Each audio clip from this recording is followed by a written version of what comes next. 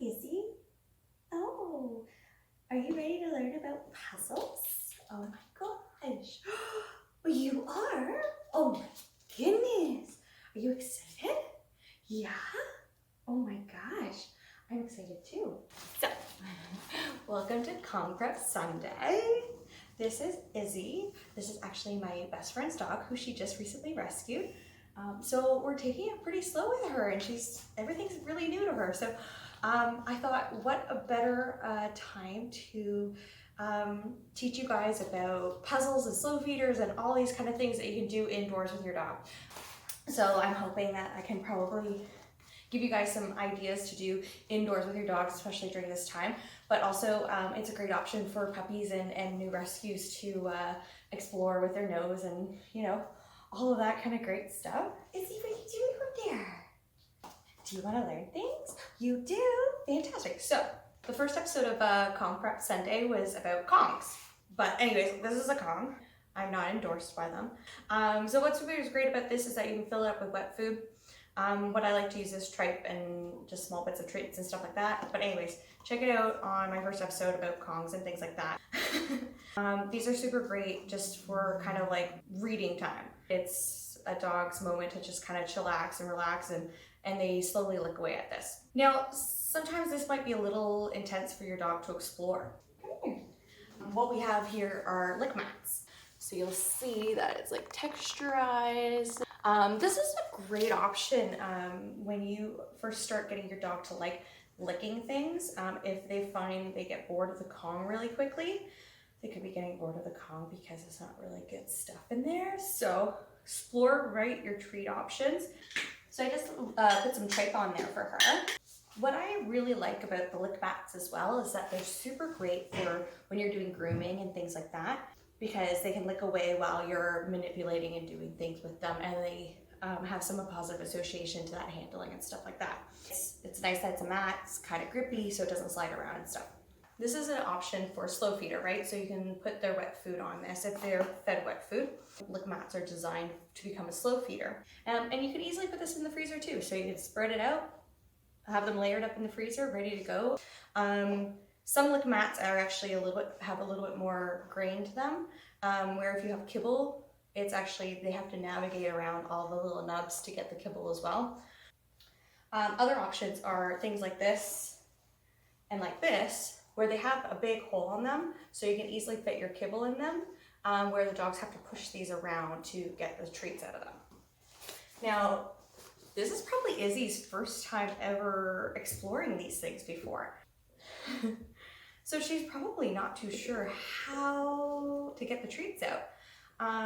This is really, really important when you are giving your dog slow feeders and puzzles and things like that. What is their skill level at this point with regards to these things?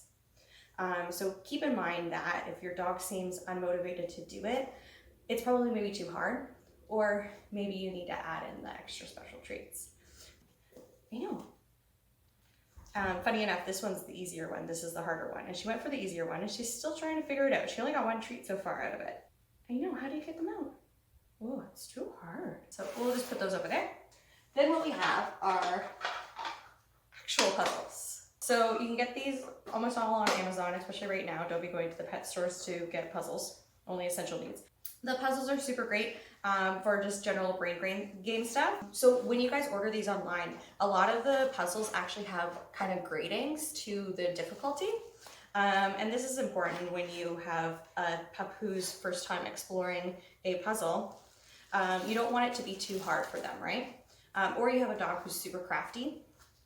So you want to make sure that the difficulty matches their skill level. I think you got that one. What about the next one? Good girl.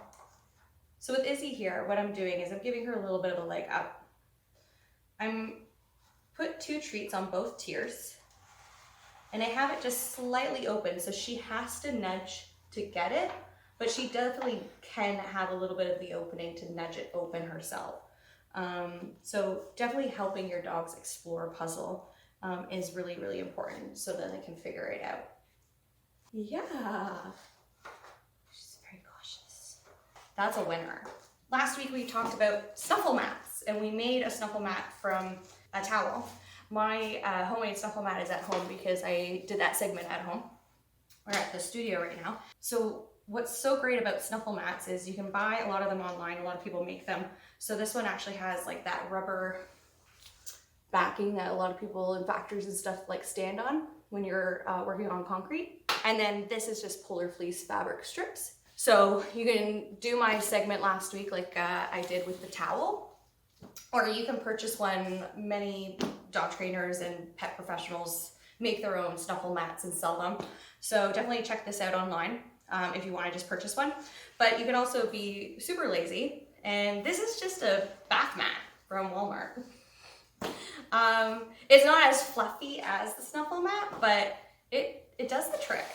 But Izzy, can you come here? A dog who's a bit of a novice, but this is a great intro to puzzles for a lot of dogs. Yeah, Snuffle Mat for the win. And then what I would love to suggest to you guys is, so we did the DIY Snuffle Mat last week, but what do you have around your house that you can just kind of makeshift into a puzzle? Here at the studio, I have a little play ball pit thing for kids that folds up. And I have all the toys in here. And what I'll do is I'll actually just sprinkle the treats into the ball pit and have dogs go in and explore. Again, this is a little bit more advanced for a lot of dogs. This could be something that Izzy ends up exploring more later into our hangout here. This is her first time at the studio, so we're taking things super easy and making sure she's super comfortable through all of this, and it's to her own device to explore these things and not really forcing her. I may be setting her up for success like I was doing with the puzzle, having it slightly nudged open, but overall I'm not forcing her into exploring anything. And if she's not into it, I'll just leave it there, see if she wants to explore it, maybe in 30 minutes or something like that. And if not, I'll take it away. And then another day I'll bring it out, see if she's interested in exploring that. And understanding your dog is a fuel tank, right? I talk about this in my online course, How to Train a Trick, and regarding whether your dog is actually engaged and interested in exploring that thing because, you know, they're hungry or they haven't really played a lot that day, and then noticing that their motivation is depleting when that fuel tank is getting filled up. Oh, so thanks for engaging in Gong Prep Sunday. This is a free forum, and I feel like any dog owner should have free access to this kind of general dog information. So please subscribe and share it with whoever you feel might benefit from this. All right, take care. What do you think? Oh, so quiet. Oh, she really likes that. Oh, very, very, very much so. Our first episode of and what I'll do is I'll actually just sprinkle the treats into the ball pit